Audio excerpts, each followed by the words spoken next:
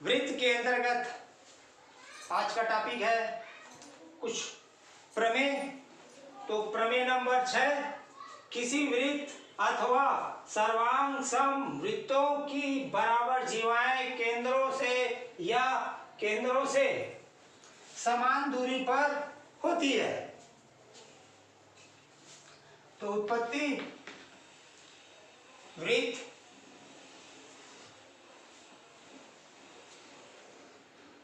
जिसका केंद्र हो और दो जीवा समान है, तो दो जीवा लेते हैं ए बी सी डी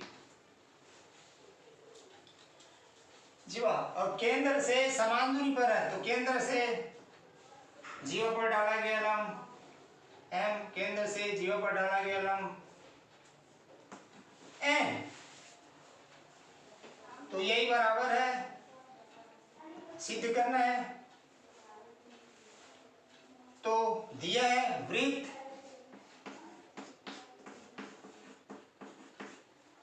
में दो जीवा ए बी और सी डी साथ ही साथ बराबर है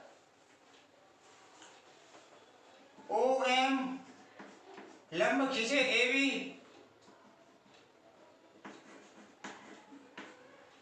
ओ एन सी डी पर लंब खींचे,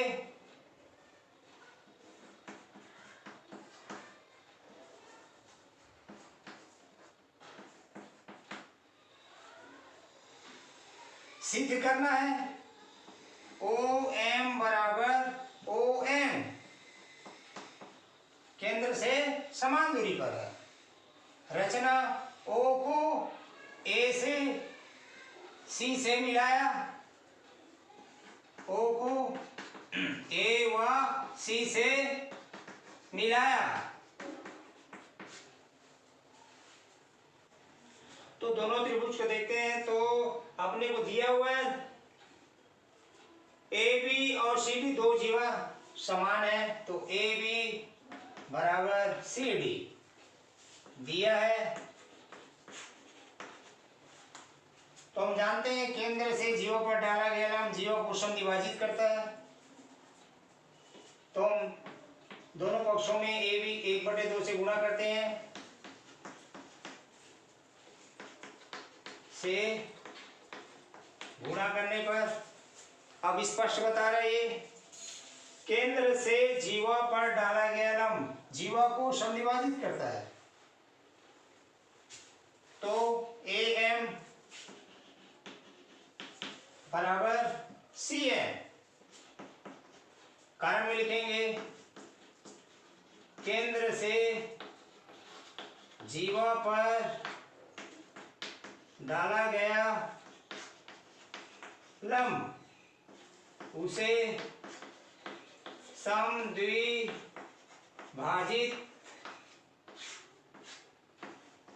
करती है। समीकरण नंबर 1। अब हम दोनों त्रिभुज को लेते हैं, त्रिभुज ओ एम ए व त्रिभुज ओ एन सी में। अब दोनों त्रिभुज को देखते हैं तो स्पष्ट दिख रहा है ओ ए और ओ सी त्रिज्या है, ओ ए बराबर ओ सी वृत्त की त्रिज्याएं, और साथ ही साथ अभी समीकरण 1 से स्पष्ट दिख रहा है ए एम और सी एन की लंबाई बराबर है, तो ए एम बराबर सी एन समीकरण 1 से, और साथ ही साथ दिया है 90 अंश का कोण ओ एम ए बराबर ओ एन सी समकोण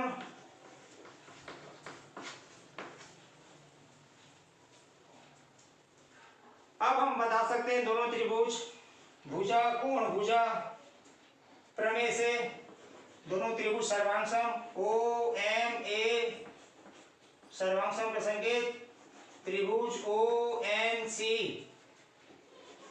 भुजा कोण भुजा सर्वांग समता से, फिर परिभाषा से संगत कोण और संगत भुजाएं समान होते हैं, तो अपने को भुजा बराबर करना है, तो OM बराबर ON और यही सिद्ध करना था। अब आता है आगे आपका प्रमेय नंबर 7।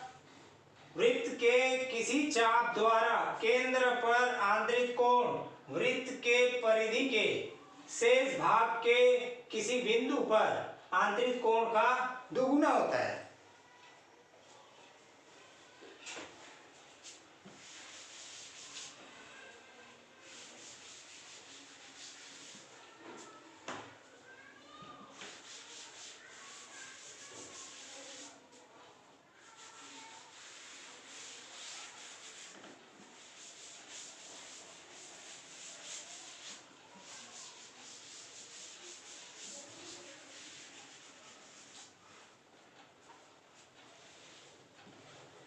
प्रमेय 7 दिया हुआ है एक वृत्त के चाप, अब एक चाप लेते हैं A P और Q, केंद्र O, केंद्र पर आंतरिक कोण वृत्त के परिधि, अब परिधि पर कोई बिंदु है PQR, शेष भाग के किसी बिंदु पर आंतरिक कोण चाप द्वारा का दुगुना होता है। तो दिया हुआ है प्रश्न में चाप PQ द्वारा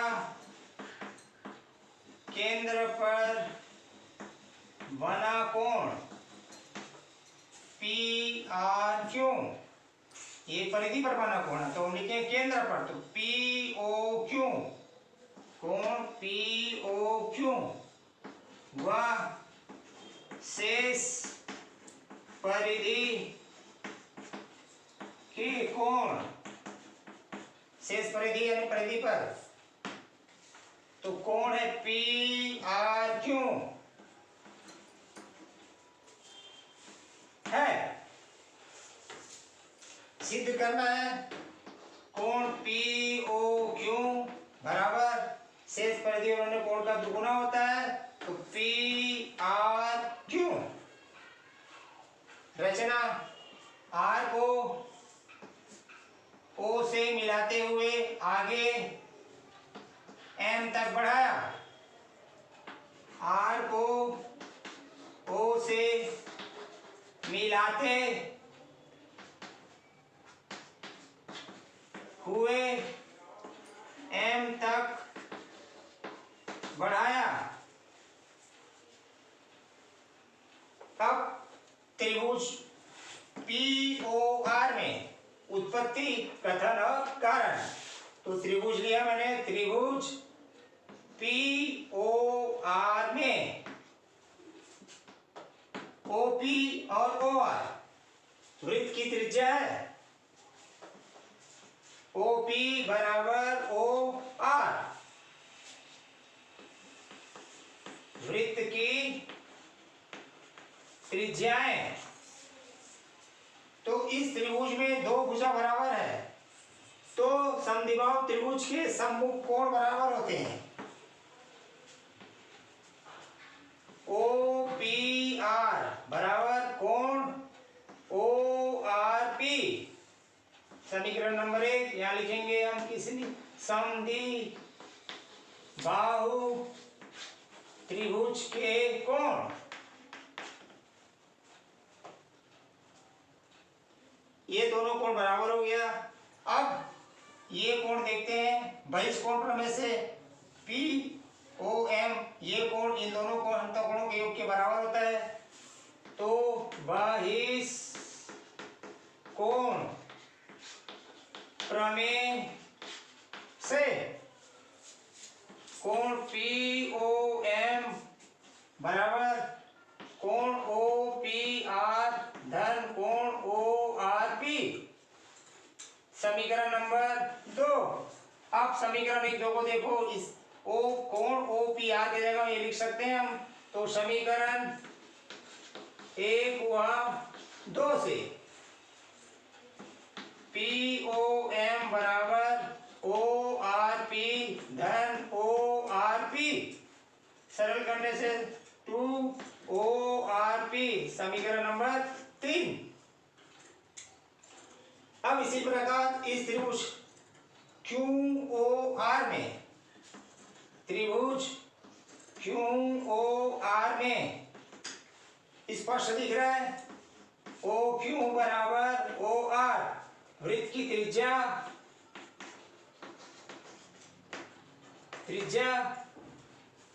यानी ये त्रिभुज की दो भुजाएं बराबर है तो सम्मुख कोण बराबर होंगे। ओ क्यू आर बराबर ओ आर क्यू। समीकरण नंबर 4। सम बाहु त्रिभुज के कोण। अब बहिष्कोण प्रमेय से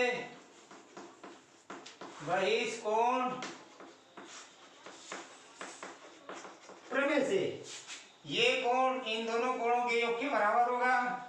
तो कोण क्यू ओ एम बराबर कोण ओ क्यू आर धन कोण ओ आर क्यू। समीकरण नंबर 5। तो 4 हुआ 5 से कोण क्यू ओ एम बराबर कोण ओ क्यू आर की जगह में ओ आर क्यू रख सकते हैं हम। तो ओ आर क्यू धन कोण ओ आर क्यू। सरल करते हैं तो 2 ओ आर क्यू। समीकरण नंबर 6। अपने को स्पष्ट दिख रहा है पी ओ क्यू का मान ज्ञात करना है। कोण पी ओ क्यू ये कोण ज्ञात करना है। तो इन दोनों कोणों का योग स्पष्ट दिख रहा है। तो कोण पी ओ क्यू बराबर कोण पी ओ एम धन कोण क्यू ओ एम। तो समीकरण 3 और 6 से, समीकरण 3 व 6 से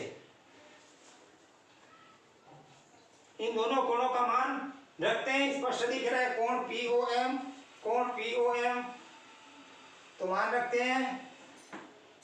तो 2 ओ आर पी धन 2 ओ आर क्यू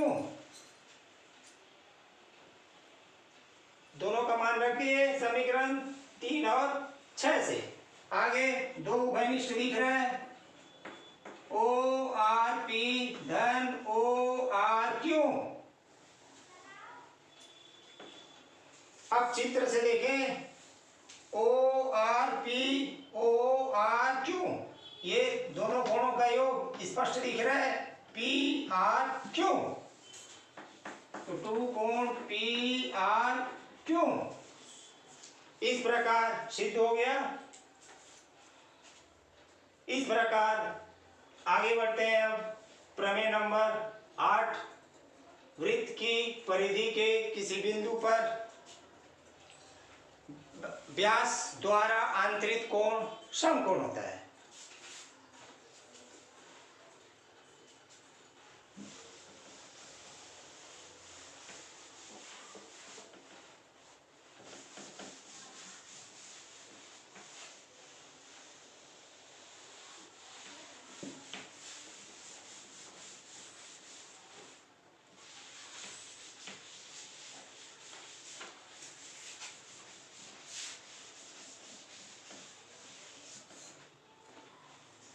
प्रमेय नंबर 8। वृत्त की परिधि के किसी बिंदु पर व्यास द्वारा आंतरिक कोण समकोण होता है। तो वृत्त दिया हुआ है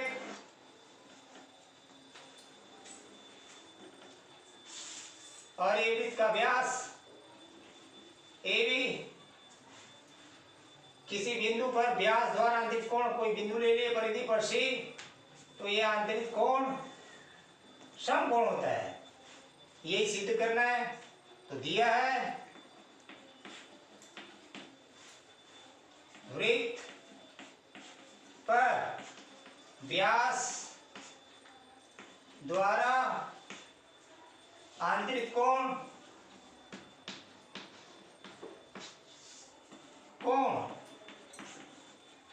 ACB है। सिद्ध करना है, सिद्ध करना स्पष्ट है। 90 अंश का कोण होना चाहिए। कोण ACB बराबर 90 अंश। उत्पत्ति, तो इसके दो कथन कारण।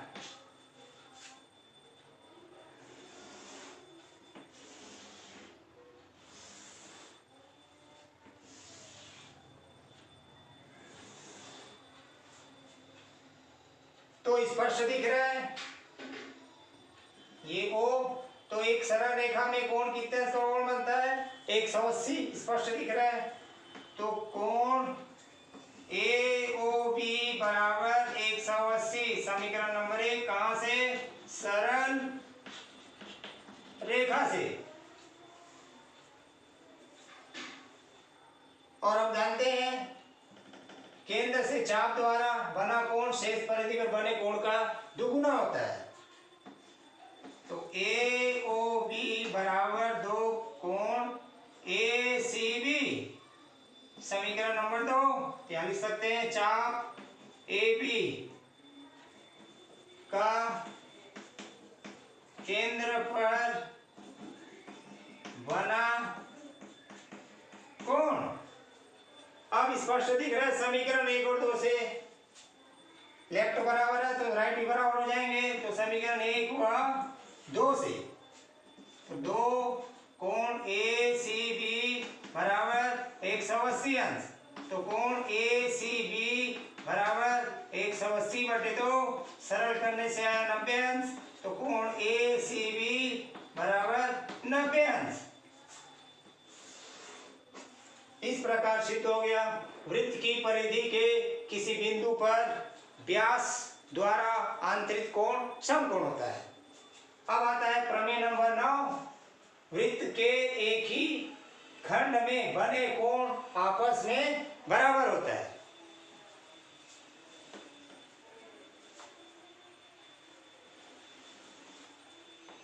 ये वृत्त और ये केंद्र हो गया। वृत्त के एक ही खंड के बने कोण आपस में बराबर होते हैं। ये चाप ले लिया मैंने A और B, तो एक ही खंड में ले लिए कोई दो बिंदु C और D।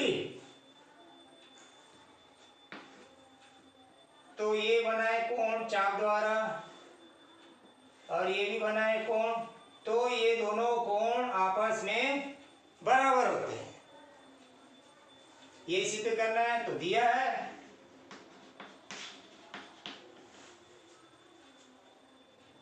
चाप AB द्वारा केंद्र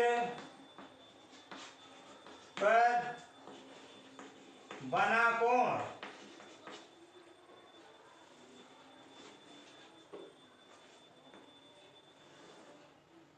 ये कोण। तो कोण AOB तथा शेष परिधि के कोण स्पष्ट दिख रहा है ACB ADB। कोण ACB हुआ कोण ADB है। सिद्ध करना है ये दोनों कोण बराबर होते हैं। तो कोण ACB बराबर कोण ADB।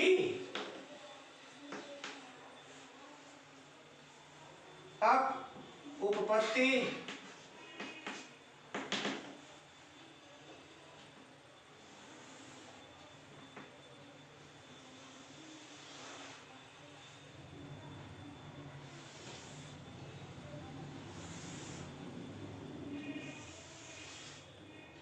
कथन कारण।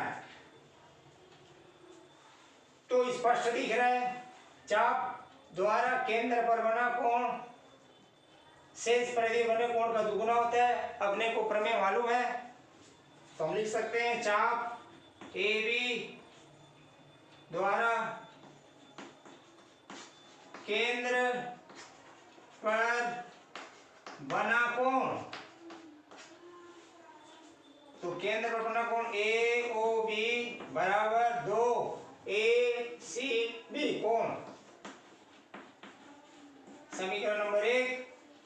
दूसरा ए ओ बी बराबर कोण, तो 2 कोण ए डी बी। समीकरण नंबर 2 ये भी यहां भी लिख सकते हैं चाप ए बी द्वारा केंद्र पर बना कोण।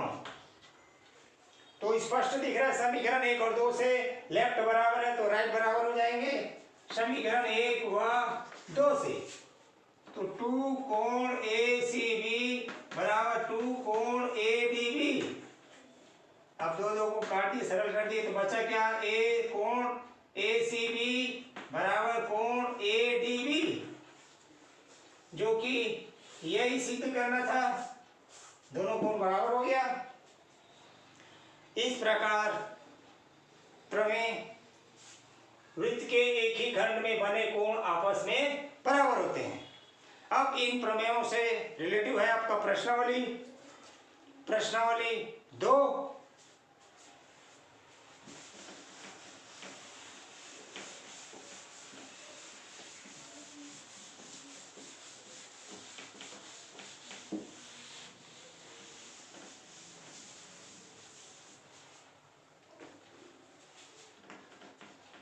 प्रश्नावली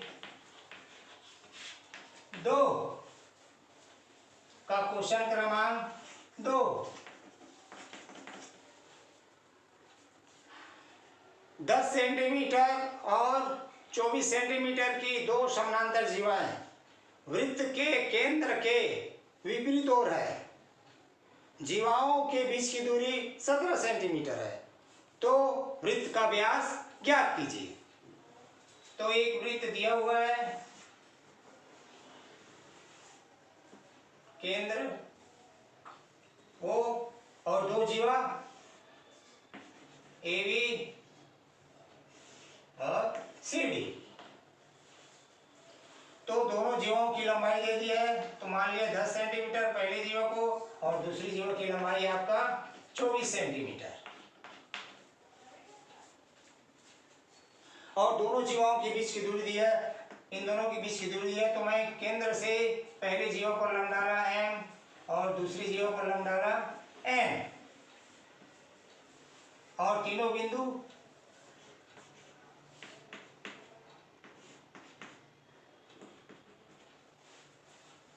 बिंदु समवेत है।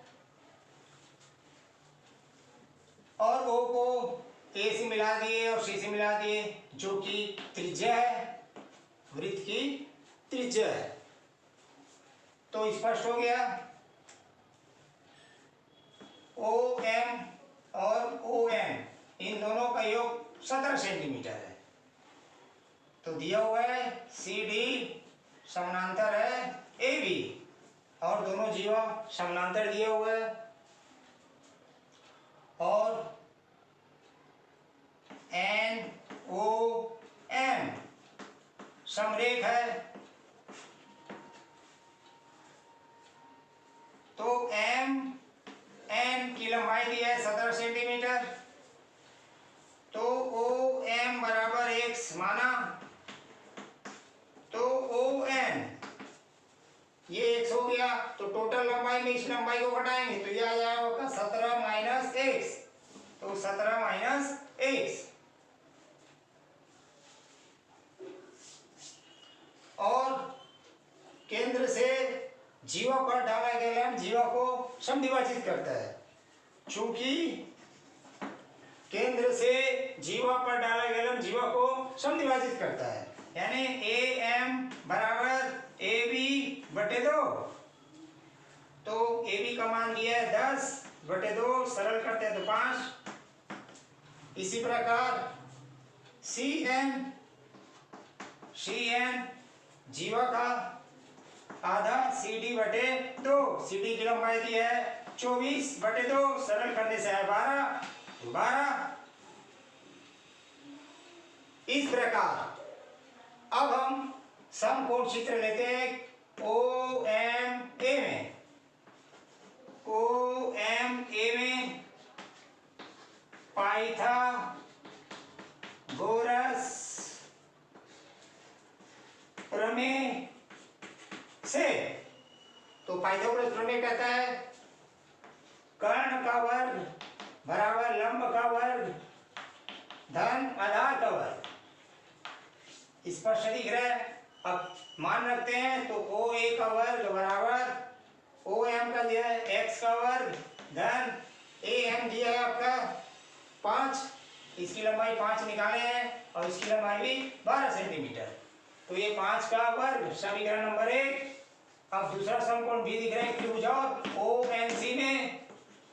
ONC में पाइथागोरस प्रमेय से OC का वर्ग बराबर ON का वर्ग धन CN का वर्ग। मान रखते हैं OC का वर्ग, इसकी लंबाई नहीं है और इसकी लंबाई दिया है 17 - 1 पूरे के घाते 2 धन CN की लंबाई दी है 12 के घाते 2, समीकरण नंबर 2। चूंकि OA और OC त्रिज्या है तो OA बराबर OC वृत्त की त्रिज्या।